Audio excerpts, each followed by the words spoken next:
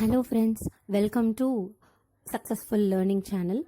இந்த சேனலுடைய main focus பார்த்தீங்கன்னா, எனக்கு தெரிஞ்ச எல்லா விஷயத்தையும் உங்களோட ஷேர் பண்ணிக்கிறதுக்கான ஒரு பிளாட்ஃபார்மாக தான் நான் இதை யூஸ் பண்ண போகிறேன். இந்த வீடியோவில் b.ed first year subject learning and teaching தான் பார்க்க போகிறோம்.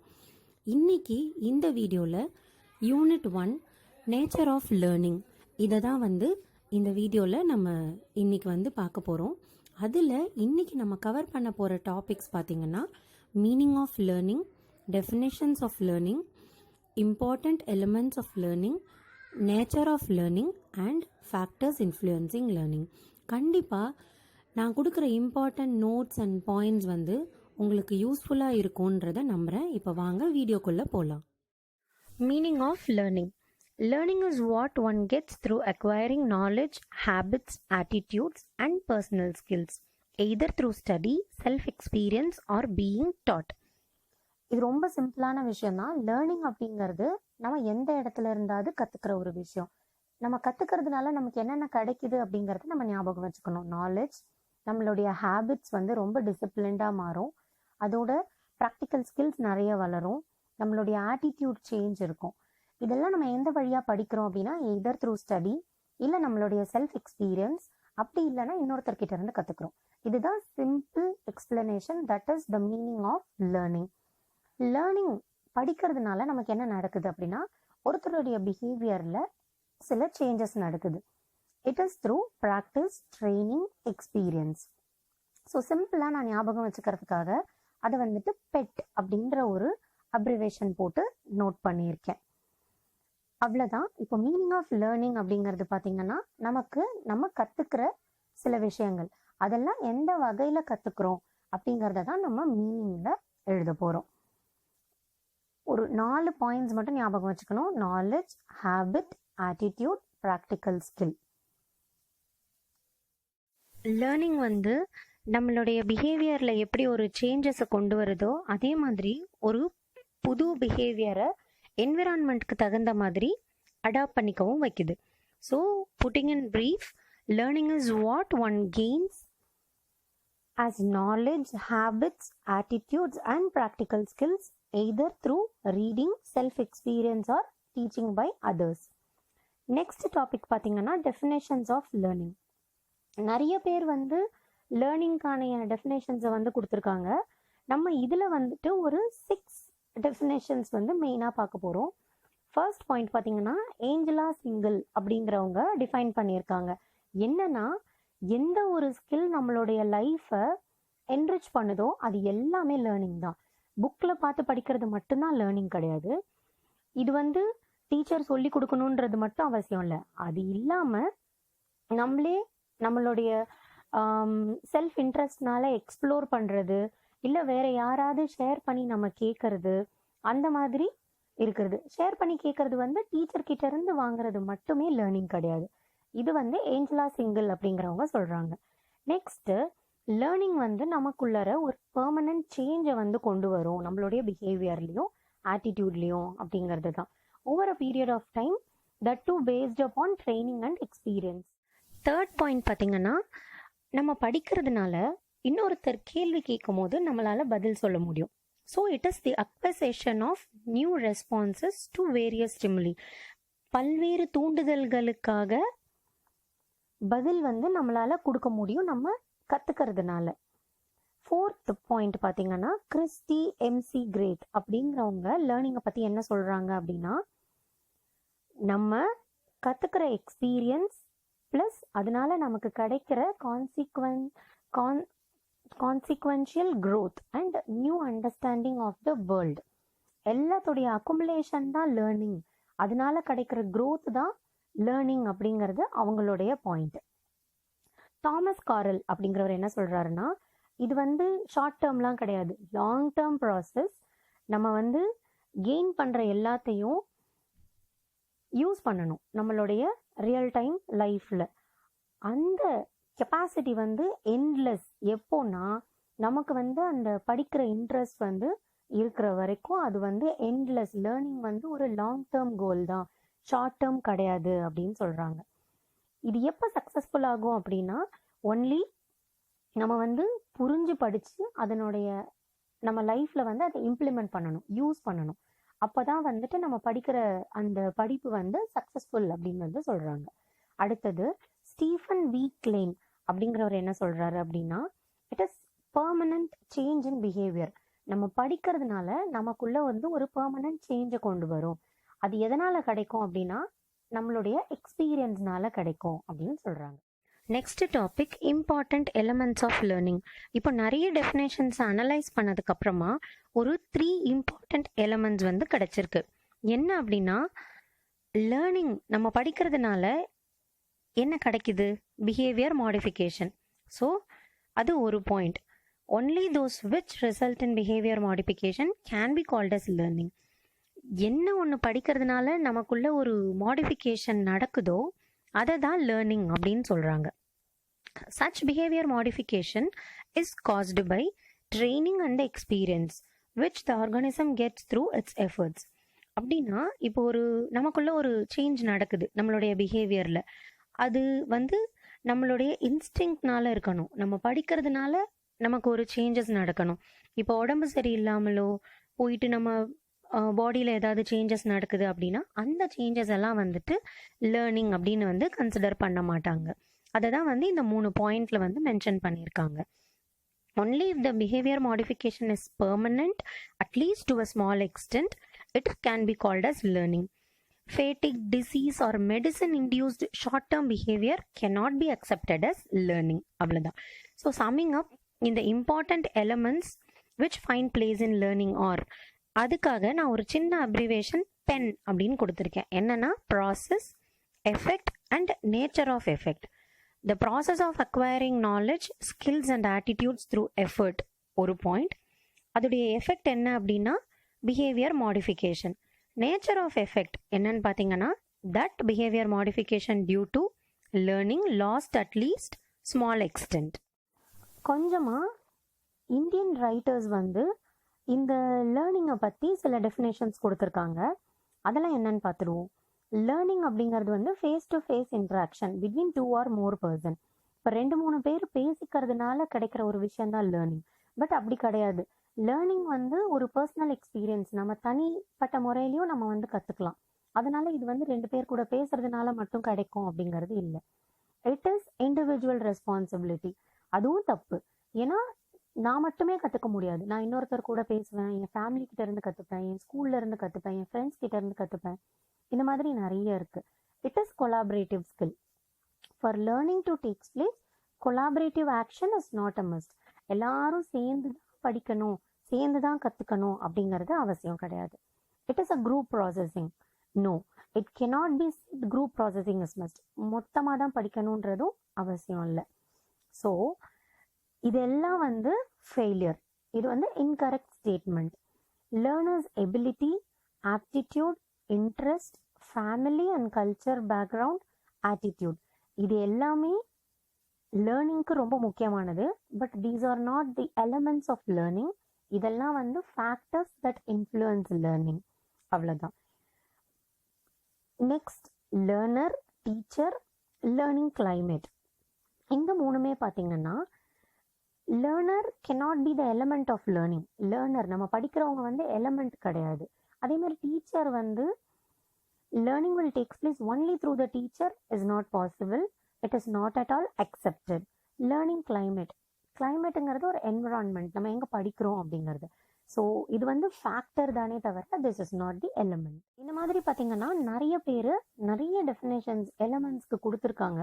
பட் இது எல்லாமே இன்கரெக்ட் ஆகிறதுக்கு ரீசன் வந்து லேக் ஆஃப் அண்டர்ஸ்டாண்டிங். எதில் அப்படின்னு பார்த்தீங்கன்னா என்ன ஒரு ஃபேக்டர் நமக்கு லேர்னிங் இன்ஃப்ளூயன்ஸ் பண்ணும் அப்படிங்கிறதுலையும் எலமெண்ட்ஸ் ஆஃப் லேர்னிங் என்னங்கிறதுல ஒரு அண்டர்ஸ்டாண்டிங் இல்லாததுனால இந்த இன்கரெக்ட் ஸ்டேட்மெண்ட்ஸை வந்து நிறைய பேர் கொடுத்துருக்காங்க.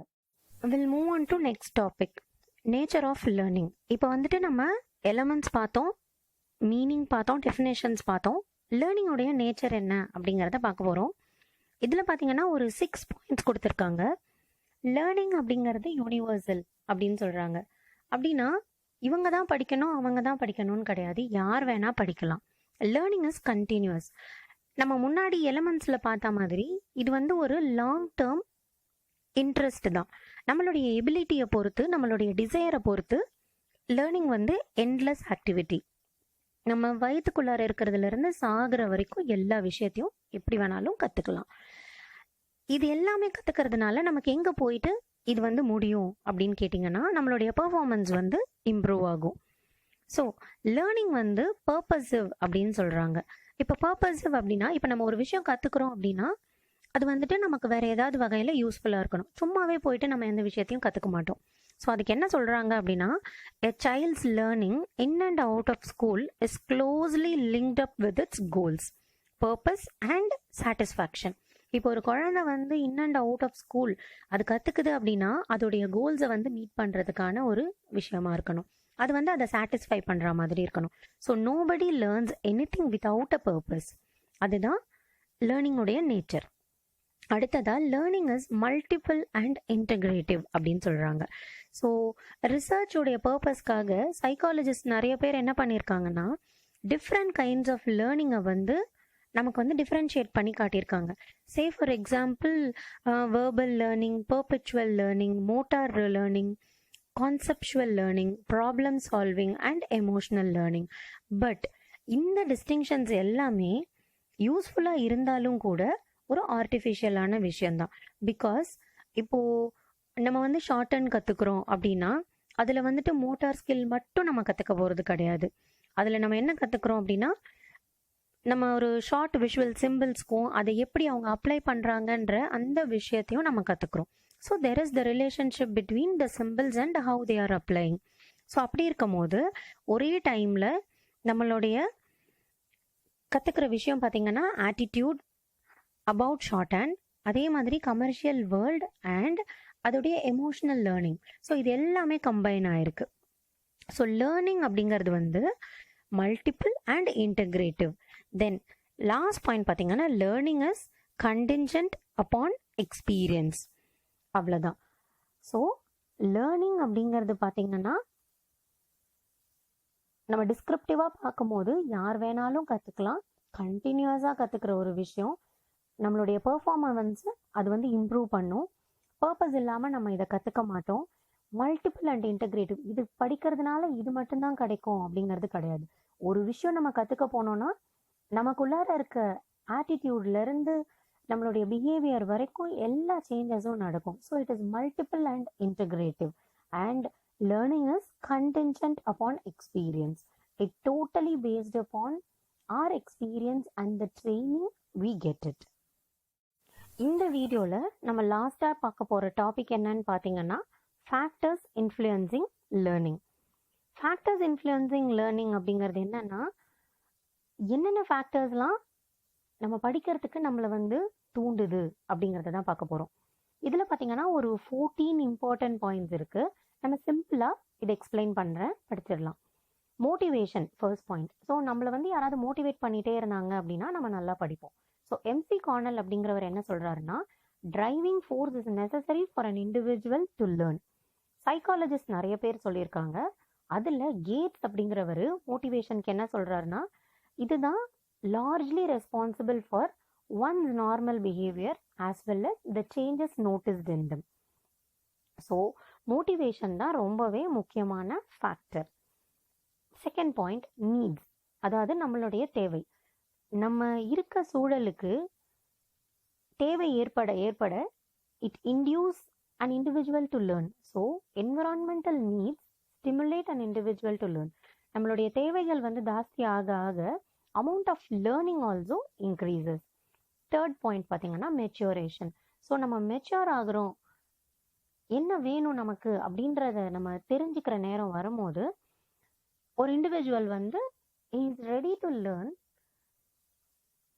Like as what he requires. அதுதான் maturation. Feedback. So if we are doing something and if we get a good feedback or bad feedback, based on that நம்ம வந்து நம்மளை வந்து இம்ப்ரூவைஸ் பண்ணிக்கிறதுக்கு ஒரு முக்கியமான ஃபேக்டராக இருக்கிறது வந்து feedback. Next, level of intelligence. ஒருத்தர் வந்து ஒரு மாதிரி படிப்பாங்க. ஸோ இப்போ நான் வந்து ஒரு வேளை ஸ்லோ லேர்னர் அப்படின்னா எனக்கு தேவையான என்ன லேர்னிங் அப்படிங்கிறத நான் பார்த்து பண்ணணும். ஸோ ஸோ இப்போ நீங்கள் படிக்கிறவங்க வந்து ரொம்பவே ஃபாஸ்ட் லேர்னிங் அப்படின்னா நான் சொல்கிறத டக்குன்னு புரிஞ்சுக்கிற அந்த கெப்பாசிட்டி இருக்கும். ஸோ ஒருத்தருடைய கெப்பாசிட்டியை பொறுத்து அவங்களுக்கான லேர்னிங் மெத்தடை வந்து நம்ம கொடுக்கணும். Attention. So if you are not interested in learning, it is very difficult to make you study or sit and study. So we should seek attention first. So நான் தியரிட்டிக்கலாக எக்ஸ்பிளைன் பண்ணுறப்போ போர் அடிக்கும். இப்போ பெரியவங்கன்னா நம்ம படிச்சிருவோம், சின்ன பசங்களுக்கு வந்து அந்த மாதிரி இருக்காது. So we should seek attention. அப்போ என்ன பண்ணுவோம்னா ஆடியோ விஷுவல் எய்ட்ஸ் ஏதாவது நம்ம வீடியோ போட்டு காட்டுவோம். நம்மளுடைய இன்ஸ்ட்ரக்ஷன்ஸ் கொடுக்கும் போதே வந்து அவங்கள அட்ராக்ட் பண்ணுற மாதிரி இருந்ததுன்னா அவங்களுடைய அட்டென்ஷனை வந்து த்ரூ அவுட் அந்த ஒரு செஷனில் நம்ம கொண்டு போனோம் அப்படின்னா நல்லா கவனித்து கிராஸ் பண்ணுவாங்க. நெக்ஸ்ட், ஒருத்தருடைய ஆப்டிடியூடுக்கு தகுந்த மாதிரியான ஃபீல்டை வந்து சூஸ் பண்ணி படிக்கிறது. இப்போ எனக்கு வந்து சயின்ஸில் இன்ட்ரெஸ்ட், உங்களுக்கு வந்து மேக்ஸில் இன்ட்ரெஸ்ட் அப்படின்னா so based on our aptitude level we should choose our line. Okay. Next, guidance. ஒரு ப்ராப்பர் சோர்ஸ் கிட்ட இருந்து கைடன்ஸ் நமக்கு கிடைக்குது அப்படிங்கும் போது it enhance our learning for sure. Though தனியாகவே நான் படிச்சிடலாம் அப்படின்னாலும் நான் ஒரு ஏபிள்டு டீச்சர் கிட்ட இருந்து ஒரு நல்ல கைடன்ஸ் வாங்குறேன் அப்படின்னா எனக்குள்ள வந்து ஒரு செல்ஃப் கான்ஃபிடென்ஸ் வரும். இந்த pupil which paves the way for superior learning. Next, if pupils take up learning with positive attitude, then learning becomes interesting.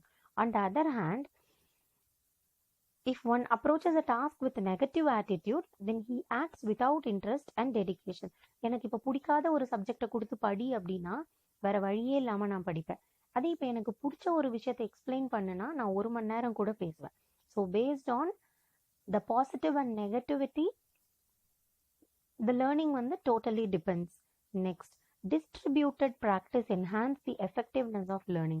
So இப்போ நான் உங்களுக்கு சொல்லித்தரேன் அப்படின்னா உங்களுக்கு அது ஈஸியாக புரியும். நீங்கள் எனக்கு ஒரு விஷயம் சொல்லி தரீங்கன்னா ஈஸியாக புரியும். ஸோ ஷேரிங், நம்மளுடைய நாலேஜை வந்து டிஸ்ட்ரிபியூட் பண்ணி நம்ம படிக்கும் போது நமக்கு வந்து அதோடைய எஃபெக்டிவ்னஸ் வந்து இன்னுமே ஜாஸ்தி ஆகும். Next, based on perception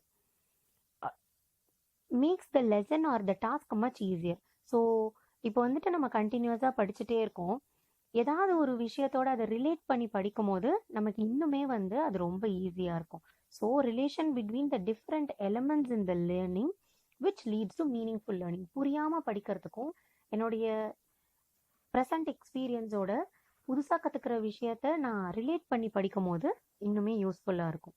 then we should correlate the present learning with past knowledge.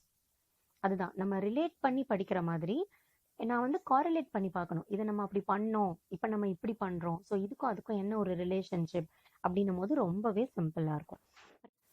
Final point பார்த்தீங்கன்னா ரிவார்ட்ஸ் அண்ட் பனிஷ்மெண்ட்ஸ். இது எல்லாமே ஒரு சிக்னிஃபிகண்ட் ரோல் ப்ளே பண்ணுது which influence learning. So these are the 14 points which are mainly influencing learning. So இதை தான் factors அப்படின்னு சொல்கிறோம். இந்த வீடியோவில் நான் இன்னைக்கு வந்து ஃபேக்டர்ஸ் இன்ஃப்ளூயன்சிங் லேர்னிங்கோட முடிக்கிறேன். நெக்ஸ்ட் வீடியோவில் பேசிக் பிரின்சிபல்ஸ் ஆஃப் லேர்னிங் என்ன அப்படிங்கிறத பார்க்கலாம். இதோடைய நோட்ஸை வந்துட்டு நான் டிஸ்கிரிப்ஷன் பாக்ஸில் அப்டேட் பண்ணுறேன். தேங்க்யூ.